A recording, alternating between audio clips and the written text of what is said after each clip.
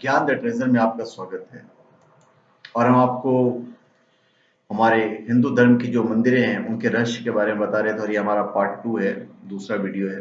पहला काफी लंबा हो रहा था, बोर हो जाते। तो हम पार्ट 1 के एंड में हमने आपको बताया था कि भविष्य पुराण के अनुसार जब पूजा की जाए तो आचमन पूरे विधि विधान से करना चाहिए। जो विधि पूर्वक आचमन करता है वो पवित्र हो जाता है, सत्कर्मों का अधिकारी होता है। आचमन की विधि यह है कि हाथ पांव धोकर पवित्र स्थान में आसन के ऊपर पूरब से उत्तर की ओर मुख करके बैठे। दाहिने हाथ को जांघों के अंदर रखकर दोनों पैरों को बराबर रखें, फिर जल का आचमन करें। आचमन करते समय हथेली में 5 तीर्थ बताए गए हैं: देव तीर्थ, पितृ तीर्थ, ब्रह्म तीर्थ, प्रजापति तीर्थ और सौम्य तीर्थ।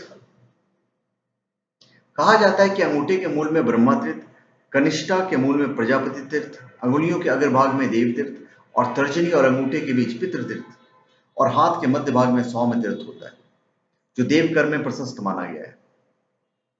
आचमन हमेशा ब्रह्मा तीर्थ से करना चाहिए। आचमन करने से पहले उंगलियां मिलाकर एकाग्र चित्त यानी एक साथ करके पवित्र जल से बिना शब्द किए 3 बार आचमन करने से महान फल मिलता है। आचमन हमेशा 3 बार करना चाहिए। पहले आचमन से ऋग्वेद, द्वितीय से यजुर्वेद और तृतीय से सामवेद की तृप्ति होती है। आचमन करके जलयुक्त दाहिने अंगूठे से मुंह का स्पर्श करने से अथर्ववेद की तृप्ति होती है। आचमन करने के बाद मस्तिष्क को अभिषेक करने से भगवान शंकर प्रसन्न होते हैं। दोनों आंखों के स्पर्श से सूर्य, नासिका के स्पर्श से वायु और कानों के स्पर्श से सभी ग्रंथियां तृप्त होती है। माना जाता है कि ऐसे आचमन करने से पूजा का दुगना फल मिलता है। अभी शिव के मंदिर में सोमवार, विष्णु के मंदिर में रविवार, हनुमान के मंदिर में मंगलवार, शनि के मंदिर में शनिवार और दुर्गा के मंदिर में बुधवार और काली और लक्ष्मी के मंदिर में शुक्रवार को जाने का उल्लेख मिलता है। गुरुवार को गुरुओं का वार माना गया है। इस दिन सभी गुरुओं की समाधि मंदिर में जाने का महत्व है। रविवार और गुरुवार धर्म का दिन है। विष्णु को देवताओं में सबसे ऊंचा स्थान प्राप्त है और वेदानुसार सूर्य इस जगत का आत्मा है, सोल है।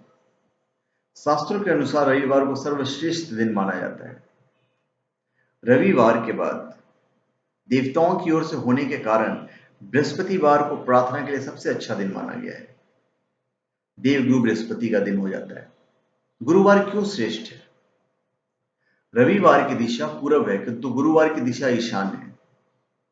ईशान में ही देवताओं का स्थान माना गया है। यात्रा में इस वार का दिशा पश्चिम, उत्तर और ईशान ही मानी गई है। इस दिन पूरब, दक्षिण और नैऋत्य दिशा में यात्रा त्याज्य है। गुरुवार की प्रकृति क्षिप्र है। इस दिन सभी तरह के धार्मिक और मंगल कार्य से लाभ मिलता है। अतः हिंदू शास्त्रों के अनुसार यह दिन सर्वश्रेष्ठ माना गया है।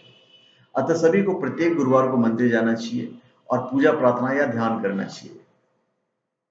अभी रहा मंदिर का समय।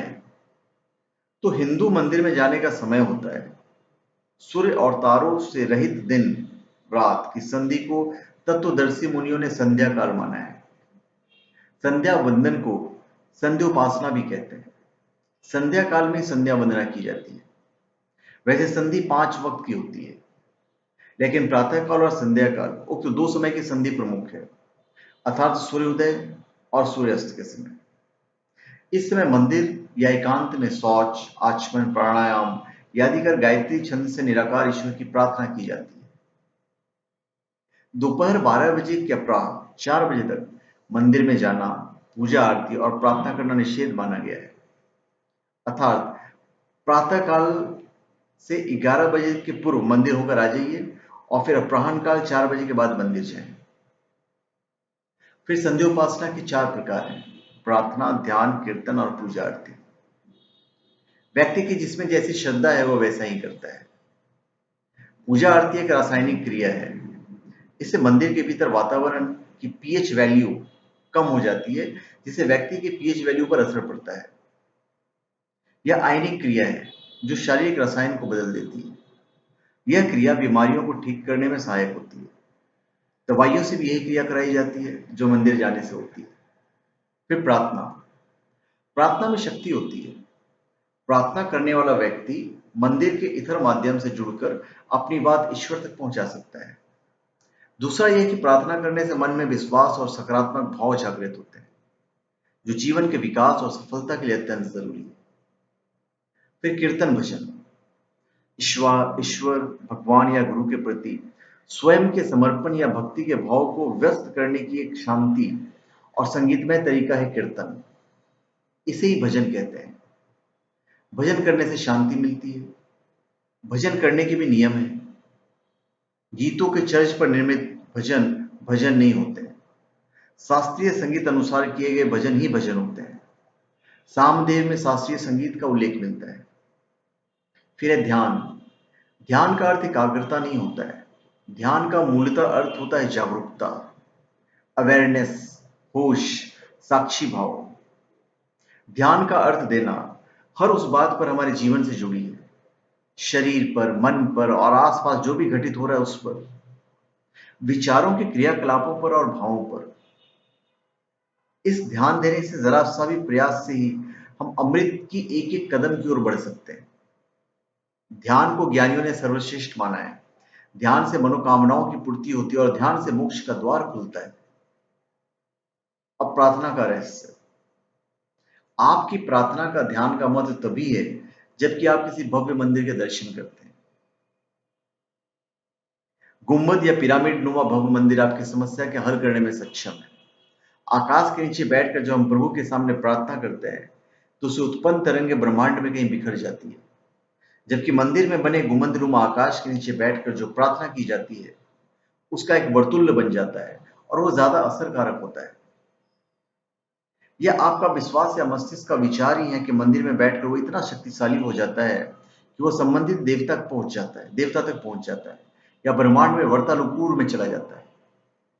आप जैसा सोचते हैं और महसूस करते हैं वैसी ही तस्वीर आपके अवचेतन मन में बनती है और वैसे ही आपका भविष्य बनने लगता है। आप ध्वनि और चित्र के विज्ञान को समझें। और यही चीज जब गुंबद के नीचे करते हैं अर्थात पूरे मन के साथ अपने प्रभु का जाप करते हैं तो उससे निकली तरंग पूरे गुंबद में गूंजती है। मंदिर का गुंबद आपकी गूंजी हुई ध्वनि को आप तक लौटाकर एक वर्तुल सर्कल निर्मित कर देता है। उस वर्तुल का आनंद ही अद्भुत है। अगर आप खुले आकाश के नीचे जाप करेंगे तो वर्तुल निर्मित नहीं होगा और भगवान को की गई आपकी प्रार्थना ब्रह्मांड में बिखर जाएगी। गुंबद के नीचे प्रार्थना को वर्तुल बनेगा जो बहुत समय तक जिंदा रहेगा और उस संबंधित देवता तक पहुंच पाएगा। तो धन्यवाद, मैंने आपको मंदिर के इतने सारे रहस्य बताए। तो धन्यवाद, आपका हमारे चैनल पे स्वागत है। आप हमारे चैनल पे सब्सक्राइब करें और अपने कमेंट दीजिए। धन्यवाद।